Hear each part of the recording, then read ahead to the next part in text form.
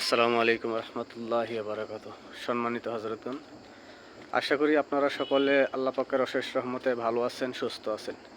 আলহামদুলিল্লাহ, আমিও ভালো আছি, সুস্থ আছি। Ahmed Rouhani centre Islamic YouTube চ্যানেলে আপনাদের সকলকে স্বাগতম জানাই। আমি আজকে জিনকে কিভাবে বন্দি করবেন রোগীর শরীরে সেই বিষয় নিয়ে আলোচনা করব, আর সেই বিষয়ের একটা আমলও দিব। রোগীর শরীরে জিন আইসা ঠেট দেয়, আমাকে কিছু করতে পারবি না। এমন হয়তো অনেকের ঘরে পেশেন্ট আছে, রুগী আছে, যাদের শরীরে আইসা ঠেট দেয় যে আমাকে কিছু করতে পারবি না। তো সর্বপ্রথম কাজে হচ্ছে ওই জিনটাকে আপনি বন্দি করেন। বন্দি করার পরে ওর সব ঠেট শেষ হয়ে যাবে আপনার সামনে। এখন কথা হচ্ছে আপনি জিনটাকে বন্দি করবেন কেমনে, সেটা তো পন্থা জানা লাগবে না।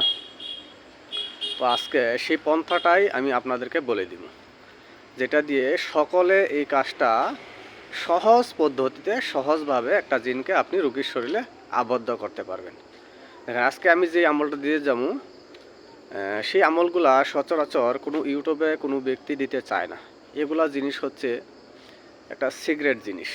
তো আমি চাচ্ছি যে এইগুলা আমলের মাধ্যম দিয়ে সকল মুসলমান ভাই বোন উপকৃত হোক।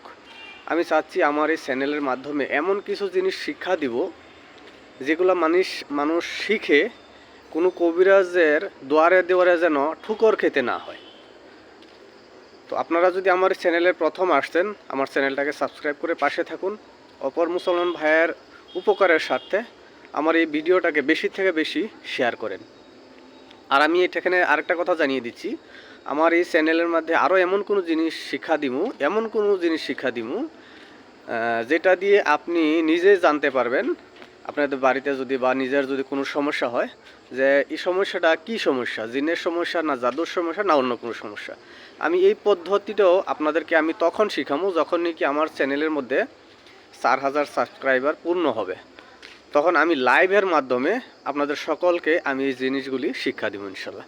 তো কথা হচ্ছে, এখন যে জিনকে যে আমরা আবদ্ধ করবো রোগীর শরীরে, সেই আমলটা, সেই পন্থাটা আমি আপনাদেরকে বলে দিব। কোরআনের একটা সূরা আছে, সূরাতুল মুজাম্মিল। সূরা মুজাম্মিলের সম্ভবত 13 নম্বর আয়াত। বিসমিল্লাহির রহমানির রহিম। আয়াতটা হলো, ইন্না লাদাইনা আনকালাম ওয়া জাহিমা, ইন্না লাদাইনা আনকালাম ওয়া জাহিমা। এই আয়াতটাকে 3 বার পড়বেন, ছোট্ট একটা আয়াত। 3 বার পরে আপনার এই শাহাদত আঙ্গুলের মধ্যে এমনি ফুঁক দিবেন, দিয়ে বিসমিল্লাহি আল্লাহ আকবর বলে রুগীর এই কপালের মধ্যে লাগিয়ে ঘড়ির উল্টা কাটা নিয়ে এভাবে বিসমিল্লাহি আল্লাহ আকবর করে এখানে আনিয়ে দিবেন।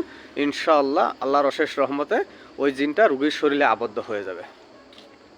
এখন যদি আপনার মনের ভিতরে দুগুর বুগুর থাকে যে আমি তো জিনটাকে বন্দি করলাম, বন্দি হলো কি না, তাহলে ভাই বন্দি হবে না। আপনার অটুট বিশ্বাস থাকতে হবে আল্লাহ পাকের কোরআনের উপরে, আল্লাহর কোরআনের আয়াতের উপরে অটুট বিশ্বাস আপনাকে থাকতে হবে। তাহলে আপনি নিশ্চিত থাকতে হবে যে আমি জিনটাকে বন্দি করছি, রোগীর শরীরে জিনটা বন্দি হয়ে গেছে। তাহলে এই জিনের জুনের 14 গোষ্ঠীরও ক্ষমতা নাই এই রোগীর শরীরতে যেতে, বা এই জিনটাকে ছুটিয়ে নিয়ে যেতে এমন কোনো জিনের সাধ্য নেই। আপনার অটুট বিশ্বাস থাকতে হবে আল্লাহ পাকের কোরআনের প্রতি। তো এই আমলটা যেন সকল মুসলমান ভাই ব্যবহার করতে পারে, সেটার জন্য এই ভিডিওটাকে বেশি থেকে বেশি শেয়ার করেন। এখন এখানে বলবেন যে আমি তো জিনটাকে আটকিয়ে ফেলেছি, কিন্তু এখন জিনের সাথে কথা বলবো কেমনে, বা জিনটাকে আমি ঠেট কেমনে দিব, বা জিনটাকে কেমনে আমি কিছু শাস্তি দিব, সেটা তো জানা হয়েছে না। তো সেই ব্যাপারে আপনারা সকলে আমার চ্যানেলের পাশে থাকুন। পরবর্তী চ্যানেলে আজকে বলে দিয়েছি যে জিনটাকে আপনারা কীভাবে বন্দি করতে পারবেন। পরবর্তী ভিডিওতে আরও বলে দিমু, আরও অনেক পদ্ধতি আছে জিন বন্দি করার, সেগুলোও বলে দিমু। তারপরে জিন বন্দি করার পরে আপনারা জিনের সাথে কিভাবে কথাবার্তা করবেন, জিনের সাথে কিভাবে ডিল করবেন, তাকে কিভাবে শাস্তি দিবেন, তাকে কিভাবে বোতলে বন্দি করবেন, তাকে কিভাবে জেলখানায় বন্দি করবেন, তাকে কিভাবে রোগীর শরীরতে বের করে আপনি কতল করবেন, বা রোগীর শরীরে রাইখে আপনি কতল করবেন, সেই পন্থাগুলিও ইনশাআল্লাহ আমি আপনাদের সকলকে এক এক করে আমার এই চ্যানেলের মাধ্যমে আপনাদেরকে বলে দিব। আশা করছি আপনারা সকলে বুঝতে পেরেছেন। আল্লাহ পাকের কাছে দোয়া করি আল্লাহ পাক আমাদের সকলকে জিন জাদু হইতে হেফাজতে রাখুক। আমার জন্য দোয়া করবেন। আসসালামু আলাইকুম রহমতুল্লাহি ওয়া বারাকাতুহু।